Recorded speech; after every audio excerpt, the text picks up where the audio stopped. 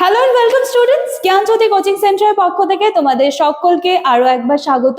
আশা করি সকলে ভালো আছো, সুস্থ আছো। আরো একখানা সেমিস্টার কিন্তু শুরু হয়ে গেল, তোমাদের আরো একখানা জার্নি শুরু হয়ে গেল জ্ঞানজ্যোতি কোচিং সেন্টারের সাথে। আচ্ছা, আজকে যেই বিষয়টা আমি আলোচনা করব, আশা করি সবাই কিন্তু দেখে বুঝেই গেছো যে আজকে তোমাদের এনইপি 6 সেমিস্টার মেজর পেপার যে পেপার রয়েছে, ঠিক আছে, পেপার নাম্বার 15, তো সেটার সিলেবাস নিয়েই আজকে আমি ডিটেইলস আলোচনা করব। সেই নিয়েই কিন্তু আজকে আমাদের ক্লাস বা আলোচনার বিষয়। এইবার ক্লাস বা আলোচনার বিষয়টা শুরু করার আগে এই জায়গাটা কিন্তু তোমাদেরকে সকলের জেনে রাখতে হবে, কারণ তোমরা যারা নতুন রয়েছো, যারা চাইছো যে 6th সেমিস্টারে তোমরা আমাদের কাছে পড়বে, আমাদের সাথে যোগাযোগ করবে, বা এরকম অনেক স্টুডেন্টরা রয়েছে যারা অনেক দিন ধরে কিন্তু আমাদের ইউটিউব চ্যানেল ফলো করছো, চাইছো যে এবার আমাদের সাথে যেন যোগাযোগটা হয়েই যায়। তো যার জন্যই কিন্তু তোমাদের সাথে এই জায়গাটা আলোচনা করা খুব প্রয়োজন। তো দেখো, তোমরা যারা চাইছো আমাদের সাথে যোগাযোগ করতে, কাইন্ডলি বোর্ডের কর্নারে দেওয়া দুটি নাম্বারের মধ্যে যে কোনো একটি নাম্বারে কিন্তু কল করে নিতে পারো। সোম থেকে শনিবারের মধ্যে অফিস আওয়ারে কল করবে, রবিবার স্কিপ করে যাবে। ক্লিয়ার? আশা করি নাম্বার দুটো কিন্তু তোমরা দেখতে পাচ্ছ। এবার আমরা কোর্স ফি এই জায়গাটা একটু ক্লিয়ার করে নিচ্ছি। এই জায়গাটা কিন্তু তোমাদের অনেকের কনফিউশন থেকে থাকে।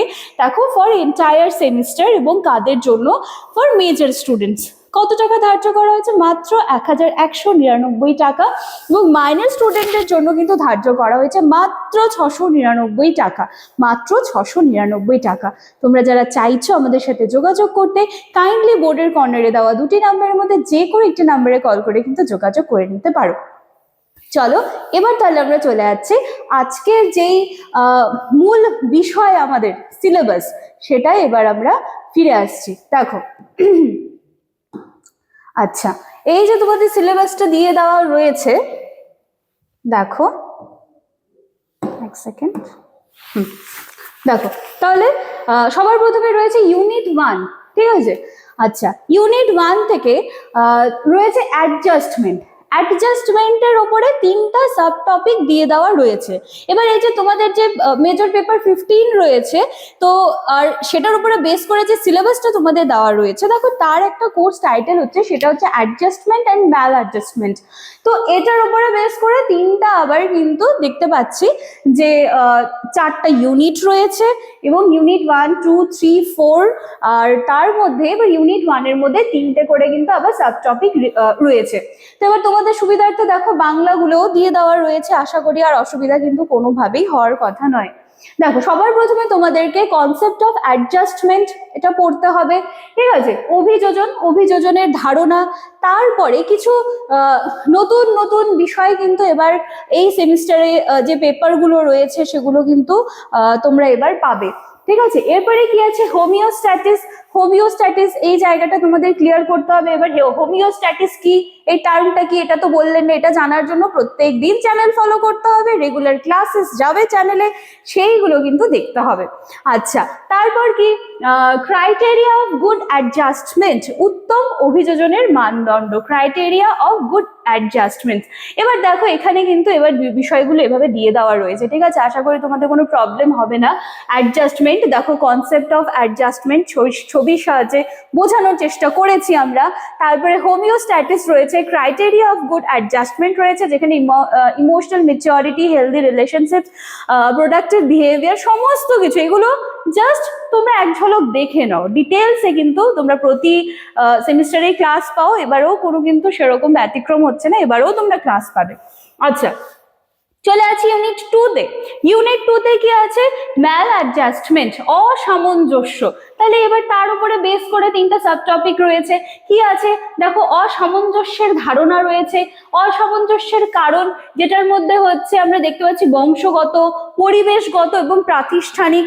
আর কি গ নাম্বারে রয়েছে বা সি নাম্বারে রয়েছে অসামঞ্জস্যের রূপ, যেখানে হচ্ছে আমরা দেখতে পাচ্ছি যে অ্যাগ্রেসিভনেস, ঠিক আছে, বা স্কুল পালানো, এই যে বিভিন্ন ধরনের যে প্রবণতাগুলো রয়েছে সেইগুলো কিন্তু সিতে রয়েছে। এবার দেখে নাও, এখানে দিয়ে দেওয়া রয়েছে ছবির সাহায্যেও আমরা দেখানোর চেষ্টা করছি, ঠিক আছে। কনসেপ্ট অফ ম্যাল অ্যাডজাস্টমেন্ট, এখানে কজেস গুলো রয়েছে, কি কি কারণ রয়েছে, আর ফর্মস গুলো কি কি রয়েছে ম্যাল অ্যাডজাস্টমেন্টের, ঠিক আছে। আচ্ছা, এরপরে আমরা চলে আসছি ইউনিট 3-তে। ইউনিট 3-তে কি আছে? ইউনিট 3-তে রয়েছে ক্লাসিফিকেশন অফ মেন্টাল ডিসঅর্ডার্স, মানসিক ব্যাধির শ্রেণী বিন্যাস। ঠিক আছে, মানসিক ব্যাধির শ্রেণী বিন্যাস। এখানে কনসেপ্ট অফ DSM, এই জায়গাগুলো আমরা সমস্তটাই সুন্দরভাবে ক্লিয়ার করব। তারপরে কি আছে? Depressive and eating disorder. ঠিক আছে, বিষণ্ণতা এবং খাদ্যাভ্যাস জনিত ব্যাধি, এখানে শনাক্তকরণ এবং সম্ভাব্য কারণ সমূহ জানতে চাওয়া হয়েছে। তারপরে রয়েছে OCD এবং সিজার ডিসঅর্ডার, তার মধ্যে তার ক্যারেক্টারিস্টিক্স এবং তার যে সম্ভাব্য কারণগুলো রয়েছে সেগুলো কিন্তু তোমাদের কভার করতে হবে। ছবি দেখলেই হয়তো কিছুটা তোমাদের আইডিয়া হয়ে যেতে পারে যে কোন বিষয়ের উপরে জিনিসগুলো কিন্তু এখানে বলা হচ্ছে। ঠিক আছে, ডিপ্রেসিভ ডিসঅর্ডার রয়েছে, OCD অবসেসিভ কম্পালসিভ ডিসঅর্ডার রয়েছে, ইটিং ডিসঅর্ডার দেখতে পাচ্ছ তোমরা।